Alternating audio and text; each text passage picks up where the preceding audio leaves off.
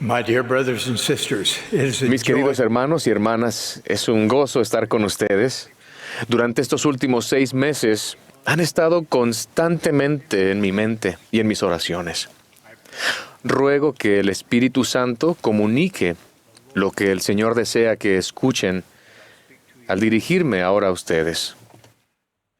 During my surgical Hace muchos años, durante mi pasantía en cirugía, asistí a un cirujano que iba a amputar una pierna invadida de gangrena muy infecciosa. La operación era difícil y para agravar la tensión, un integrante del equipo no desempeñó bien una de las tareas y el cirujano se encolerizó. En pleno berrinche, lanzó su bisturí lleno de gérmenes y me cayó en el antebrazo. Todos los que estaban en el quirófano, excepto el cirujano descontrolado, se quedaron horrorizados ante aquella peligrosa vulneración de las prácticas quirúrgicas. Afortunadamente, no me infecté, pero esa experiencia dejó una impresión duradera en mí. En aquel preciso momento, me prometí que ocurriera lo que ocurriera en mi quirófano, nunca perdería el control de mis emociones. Ese día, también me prometí que jamás lanzaría nada estando enojado, ya fueran bisturíes o palabras. Incluso ahora, décadas más tarde, me pregunto si el bisturí contaminado que me cayó en el brazo era más tóxico que la venenosa contención que en la actualidad infecta nuestro diálogo cívico y demasiadas relaciones personales. El civismo y la decencia parecen haber desaparecido durante esta época de polarización y desacuerdos enardecidos. La vulgaridad, la crítica y la maledicencia son demasiado habituales. Hay demasiados eruditos, políticos, artistas y otras personas influyentes que lanzan insultos constantemente. Me preocupa sobremanera que tantas personas parezcan creer que es aceptable condenar, calumniar y denigrar a cualquiera que no esté de acuerdo con ellas. Muchos parecen estar impacientes por dañar la reputación de otros con comentarios lamentables y mordaces. La ira nunca persuade. La hostilidad no edifica a nadie. La contención nunca lleva a soluciones inspiradas. Desgraciadamente, en ocasiones, vemos comportamientos contenciosos incluso en nuestras propias filas. Oímos hablar de personas que denigran a sus cónyuges e hijos, que usan los arrebatos de ira para controlar a los demás y que castigan a los miembros de su familia dejando de dirigirles la palabra. Oímos hablar de jóvenes y niños que acosan a otros y de empleados que difaman a sus colegas. Mis queridos hermanos y hermanas, esto no debe ocurrir. Como discípulos de Jesucristo debemos ser ejemplos de cómo interactuar con los demás, especialmente cuando tenemos diferencias de opinión.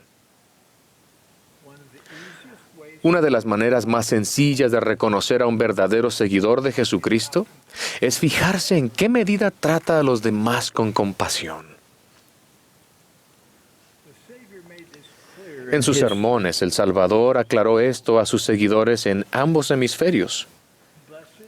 Dijo, bienaventurados los pacificadores, y a cualquiera que te golpee en la mejilla derecha, vuélvele también la otra.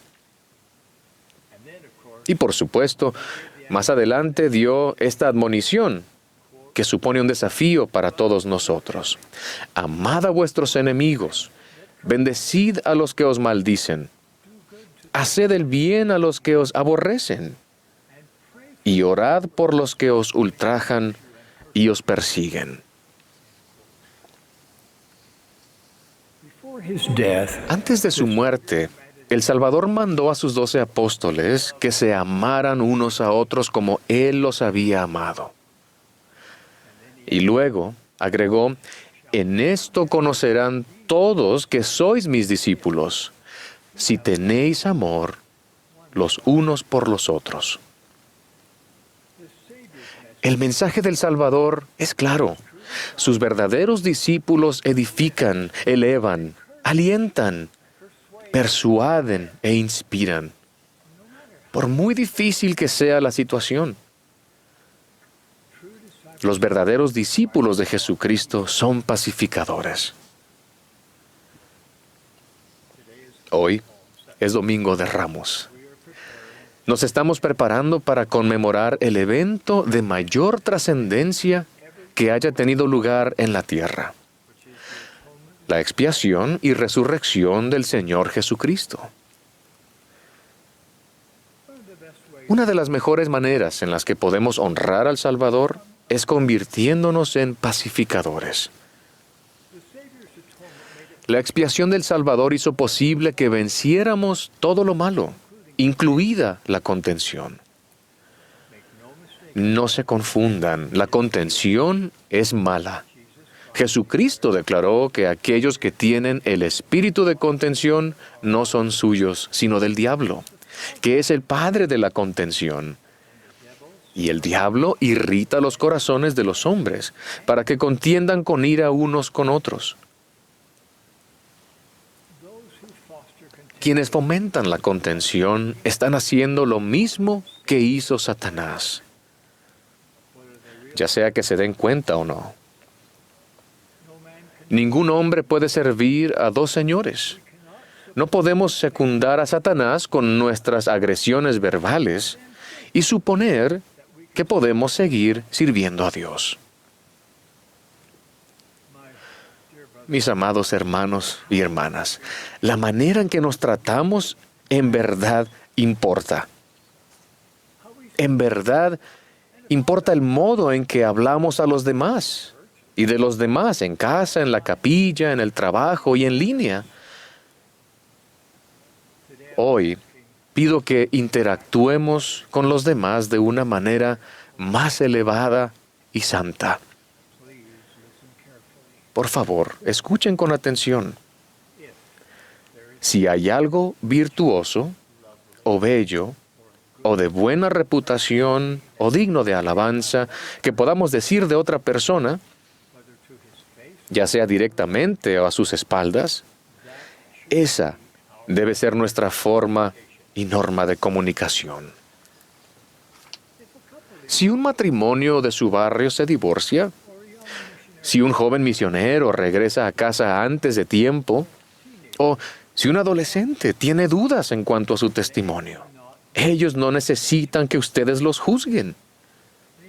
Necesitan experimentar el amor de Jesucristo reflejado en las palabras y acciones de ustedes. Si un amigo en las redes sociales tiene firmes opiniones políticas o sociales que profanan todo lo que ustedes creen, replicarle de manera airada y mordaz no servirá de ayuda. Edificar puentes de entendimiento va a requerir mucho más de su parte. Pero eso es exactamente lo que su amigo necesita. La contención aleja al espíritu en todos los casos. La contención refuerza el concepto falso de que el enfrentamiento es la manera de resolver las diferencias, pero nunca lo es. La contención es una elección. Ser pacificador es una elección. Ustedes tienen su albedrío para elegir la contención o la reconciliación. Los insto a elegir ser pacificadores ahora y siempre. Hermanos y hermanas, podemos cambiar el mundo de manera literal, persona a persona e interacción a interacción. ¿Cómo? Demostrando formas de manejar las diferencias de opinión sinceras, con respeto mutuo y con diálogo decoroso. Las diferencias de opinión forman parte de la vida. Trabajo todos los días con dedicados siervos del Señor que no siempre perciben un asunto de la misma manera.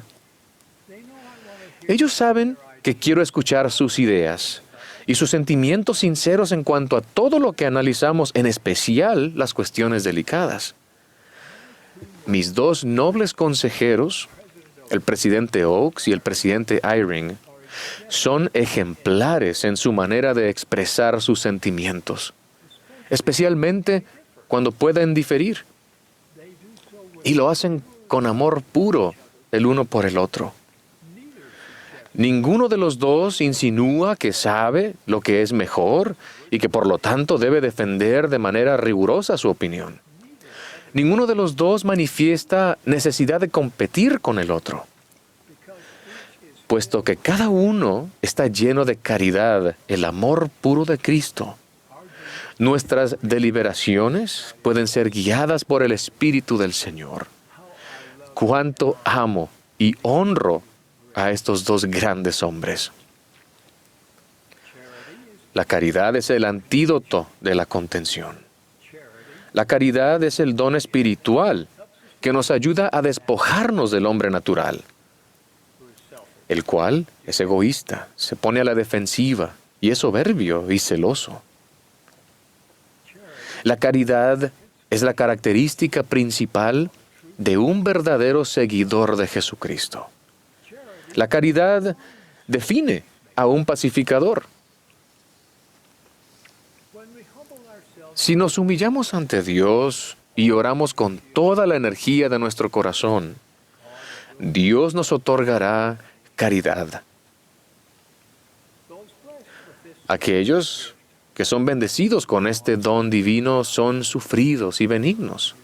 No envidian a los demás y no se jactan de su propia importancia. No se irritan fácilmente y no piensan mal de los demás. Hermanos y hermanas, el amor puro de Cristo es la respuesta a la contención que nos aflige en la actualidad. La caridad nos impulsa a llevar las cargas los unos de los otros, en lugar de apilar las cargas los unos sobre los otros. El amor puro de Cristo nos permite ser testigos de Dios en todo tiempo y en todas las cosas, especialmente en las situaciones tensas. La caridad nos permite demostrar cómo hablan y actúan los hombres y las mujeres de Cristo, especialmente cuando somos atacados.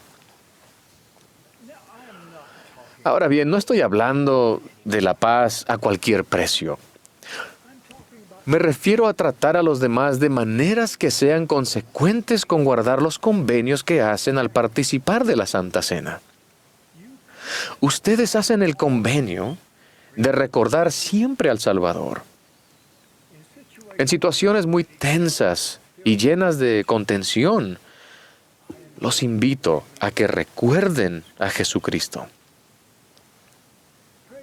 Oren para tener valor y sabiduría para decir o hacer lo que Él diría o haría. A medida que sigamos al Príncipe de Paz, nos convertiremos en sus pacificadores.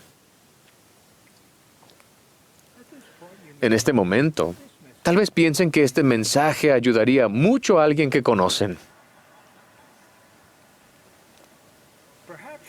Quizás estén esperando que ayude a que esa persona sea más amable con ustedes. Espero que así sea. Pero también espero que examinen bien el corazón de ustedes para ver si hay pequeños fragmentos de orgullo o de celos que no les permitan convertirse en pacificadores.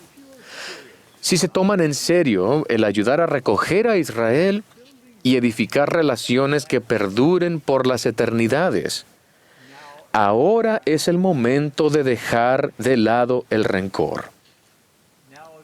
Ahora es el momento de dejar de insistir en que las cosas se hagan a su manera o de ninguna otra. Ahora es el momento de dejar de hacer cosas que llevan a los demás a tener mucho cuidado por miedo a que ustedes se molesten. Ahora es el momento de que entierren sus armas de guerra.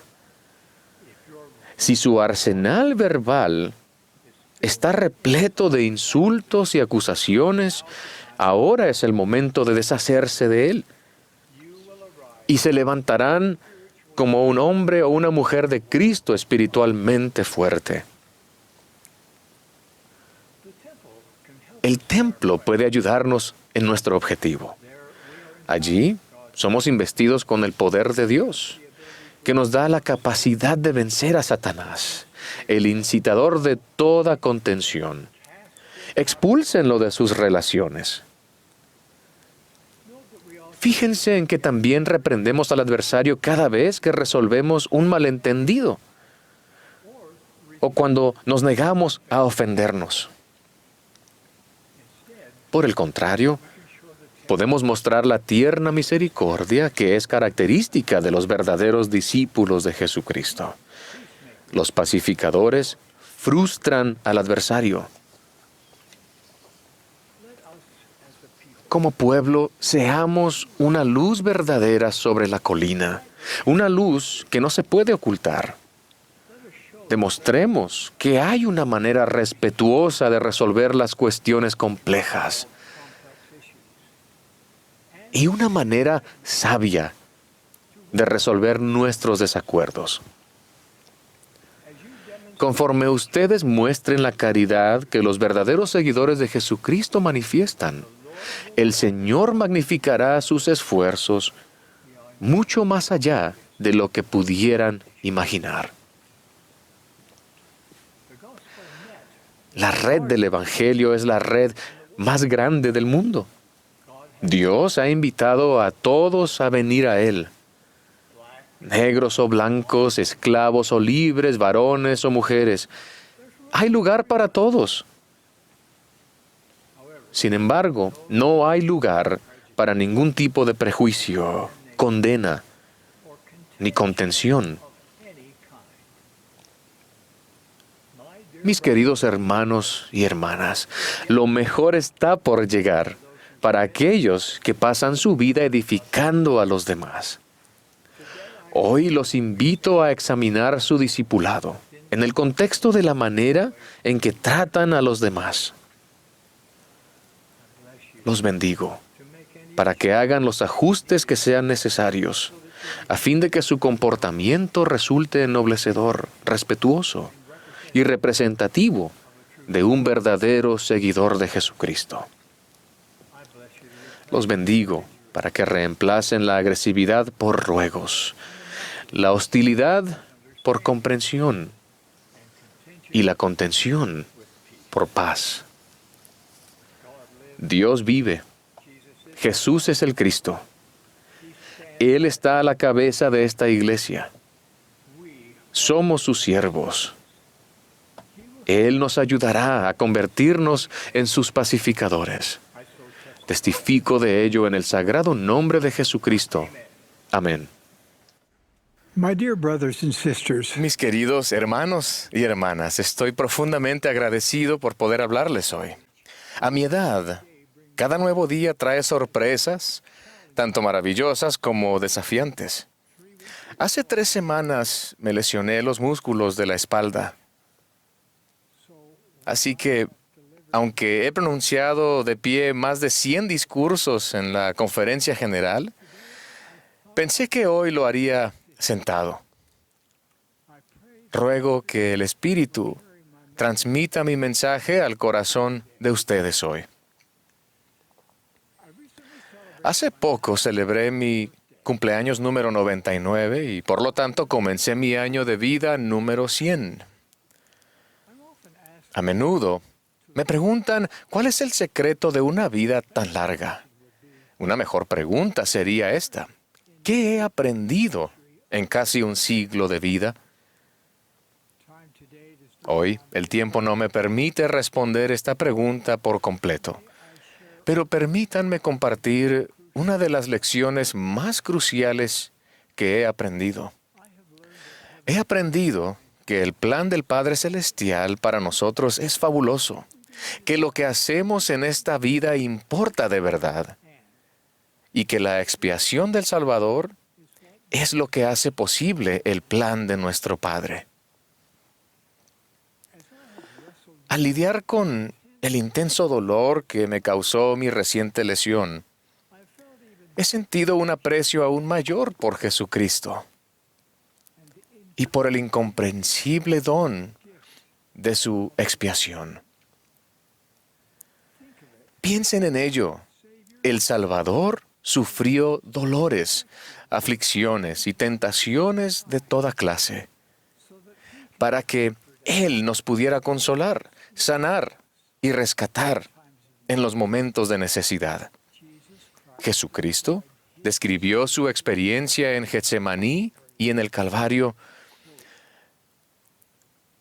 padecimiento que hizo que yo, Dios, el mayor de todos, temblara a causa del dolor y sangrara por cada poro.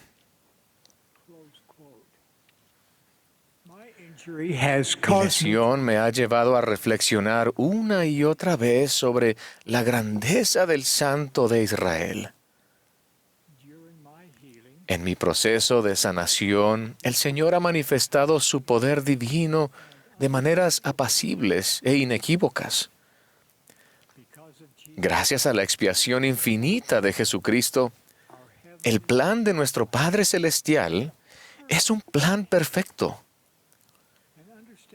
La comprensión del fabuloso plan de Dios devela el misterio de la vida y elimina la incertidumbre de nuestro futuro. Permite que cada uno de nosotros elija cómo vivirá aquí en la tierra y dónde vivirá para siempre. El concepto sin ninguna base de que deberíamos comer, beber y divertirnos porque mañana moriremos y nos irá bien es una de las mentiras más absurdas del universo.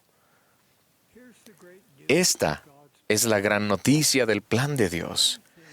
Esas mismas cosas que harán de su vida terrenal la mejor vida posible son exactamente las mismas cosas que harán de su vida durante toda la eternidad la mejor vida posible. Hoy, para ayudarlos a hacerse merecedores de las abundantes bendiciones que el Padre tiene para ustedes, los invito a adoptar la costumbre de pensar de manera celestial. Pensar de manera celestial significa ser de mente espiritual. Del profeta Jacob en el libro de Mormón, aprendemos que ser de mente espiritual es vida eterna. La vida terrenal es una clase magistral sobre cómo aprender a elegir las cosas de mayor importancia eterna. Hay demasiadas personas que viven como si no hubiera nada más que esta vida. Sin embargo, lo que ustedes eligen hoy determinará tres cosas: dónde vivirán durante la eternidad, el tipo de cuerpo con el que resucitarán y las personas con quienes vivirán para siempre. Por lo tanto, piensen de manera celestial. En mi primer mensaje como presidente de la Iglesia, los alenté a comenzar con el fin en mente. Esto significa hacer del reino celestial su meta eterna. Y luego, pensar detenidamente en qué lugar del mundo venidero los colocará cada una de las decisiones que tomen mientras estén aquí en la tierra. El Señor ha enseñado con claridad que solamente los hombres y las mujeres que sean sellados como esposo y esposa en el templo y que guarden sus convenios estarán juntos por las eternidades. Él dijo, todos los convenios, contratos, vínculos, compromisos, juramentos, votos, prácticas, uniones, asociaciones o aspiraciones que no son hechos, ni concertados, ni sellados por el Santo Espíritu de la promesa, terminan cuando mueren los hombres. Por consiguiente, si imprudentemente escogemos vivir leyes celestiales ahora, estamos eligiendo resucitar con un cuerpo celestial. Estamos escogiendo no vivir con nuestra familia para siempre. De modo que, mis queridos hermanos y hermanas, ¿cómo, dónde y con quién quieren vivir ustedes para siempre? Ustedes eligen. Cuando tomen decisiones, los invito a adoptar una perspectiva a largo plazo, una perspectiva eterna. Pongan a Jesucristo en primer lugar, porque la vida eterna de ustedes depende de su fe en Él y en su expiación. Y depende también de su obediencia a las leyes de Él. La obediencia les prepara el camino para una vida de gozo hoy en día y para una gran y eterna recompensa mañana. Cuando afronten un dilema, piensen de manera celestial. Cuando la tentación los ponga a prueba, piensen de manera celestial. Cuando la vida o sus seres queridos los decepcionen, piensen de manera celestial. Cuando alguien muera prematuramente, piensen de manera celestial. Cuando la enfermedad devastadora de alguien se prolongue, piensen de manera celestial. Cuando las exigencias de la vida se acumulen sobre ustedes, piensen de manera celestial. Cuando se estén recuperando de un accidente o una lesión como yo ahora, piensen de manera celestial. Al centrarse en pensar de manera celestial, cuenten con que afrontarán oposición. Hace décadas, un compañero de trabajo me criticó por tener demasiado templo en mí y más de un supervisor me penalizó debido a mi fe. Sin embargo, estoy convencido de que pensar de manera celestial mejoró mi carrera profesional. A medida que piensen de manera celestial, su corazón cambiará poco a poco. Querrán orar con más frecuencia y con más sinceridad. Por favor, no dejen que sus oraciones suenen como la lista de las compras. La perspectiva del Señor trasciende la sabiduría terrenal de ustedes. La respuesta de Él a sus oraciones podría sorprenderlos y los ayudará a pensar de manera celestial. Piensen en la respuesta del Señor a José Smith cuando Él le suplicó alivio en la cárcel de Liberty. El Señor enseñó al profeta que el trato inhumano que estaba recibiendo le serviría de experiencia y sería para su bien. Si lo sobrellevas bien, prometió el Señor, Dios te exaltará. El Señor estaba enseñando a José a pensar de manera celestial y a visualizar una recompensa eterna en lugar de centrarse en las insoportables dificultades de aquel momento. Nuestras oraciones pueden ser y deberían ser conversaciones reales con nuestro Padre Celestial. Al pensar de manera celestial, se darán cuenta de que evitan todo aquello que los prive de su albedrío. Todas las adicciones, ya sean los videojuegos, los juegos de azar, las deudas, las drogas, el alcohol, la ira, la pornografía, el sexo o incluso la comida. Ofenden a Dios. ¿Por qué? Porque la obsesión de ustedes se convertirá en su Dios. Y para encontrar consuelo, recurren a esa obsesión en lugar de recurrir a Él. Si están lidiando con una adicción, busquen la ayuda espiritual y profesional que necesiten. Por favor, no dejen que una obsesión los prive de su libertad para seguir el fabuloso plan de Dios. Pensar de manera celestial también los ayudará a obedecer la ley de castidad. Hay pocas cosas que compliquen la vida más rápidamente que el violar esta ley divina. Para quienes han hecho convenios con Dios, la inmoralidad es una de las maneras más rápidas de perder el testimonio. Muchas de las incesantes tentaciones del adversario implican violaciones de la pureza moral. El poder para crear vida es el único privilegio de la divinidad que el Padre Celestial permite ejercer a sus hijos terrenales.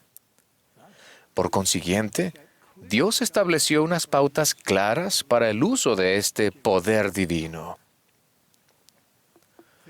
La intimidad física es exclusivamente para un hombre y una mujer que estén casados el uno con el otro. Una gran parte del mundo no cree en esto, pero la opinión pública no es el árbitro de la verdad. El Señor ha declarado que ninguna persona que no sea casta llegará al reino celestial. Por lo tanto, cuando tomen decisiones relativas a la moralidad, por favor, piensen de manera celestial. Y si no han sido castos, les ruego que se arrepientan, vengan a Cristo y reciban su promesa de perdón completo conforme se arrepienten plenamente de sus pecados. Al pensar de manera celestial, verán las pruebas y la oposición con otros ojos.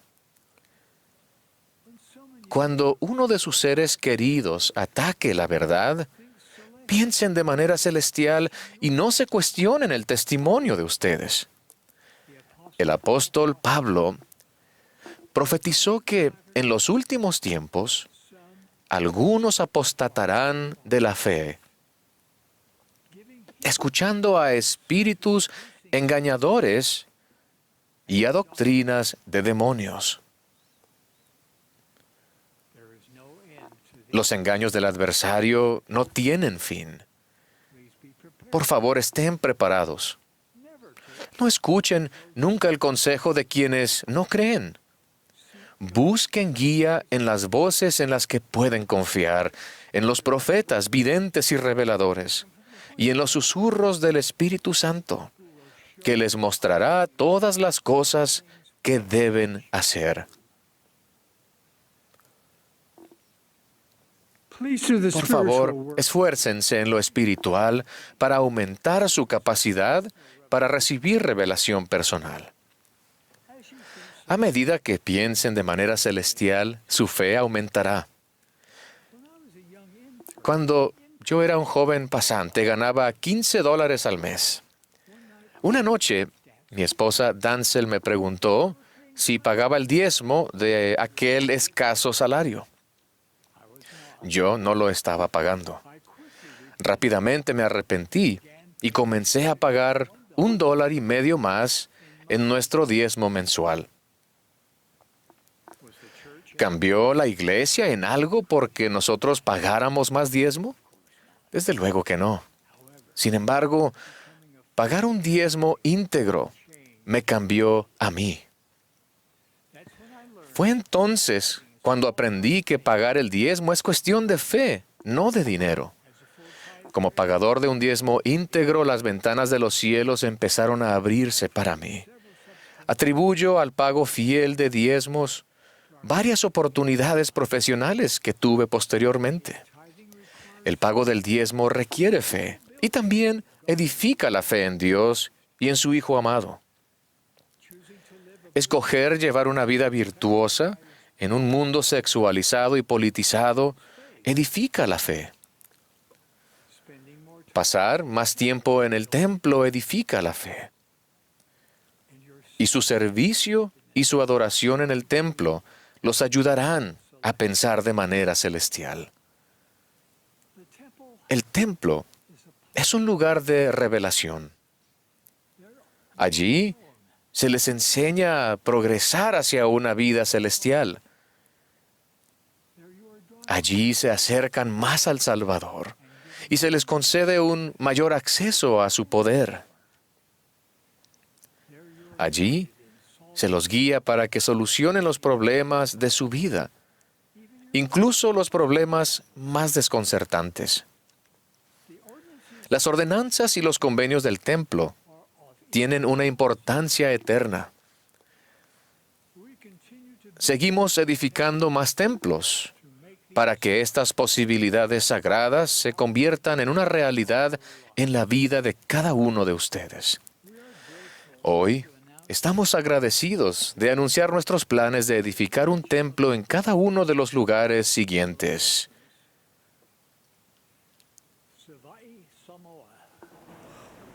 Cancún, Mexico. Piura, Peru. Huancayo, Peru. Viña del Mar, Chile. Goiânia, Brazil. João Pessoa, Brazil. Calabar, Nigeria. Cape Coast, Ghana. Luanda, Angola. Mujimai, Democratic Republic of the Congo. Loag, Philippines. Osaka, Japan. Kahului, Maui, Hawaii. Fairbanks, Alaska. Vancouver, Washington. Colorado Springs, Colorado. Tulsa, Oklahoma. Roanoke, Virginia. And Ulaanbaatar, Mongolia. The Lord is directing us El Señor nos manda que edifiquemos estos templos para ayudarnos a pensar de manera celestial. Dios vive. Jesús es el Cristo. Se ha restaurado su iglesia para bendecir a todos los hijos de Dios. Testifico de ello en el sagrado nombre de Jesucristo. Amén.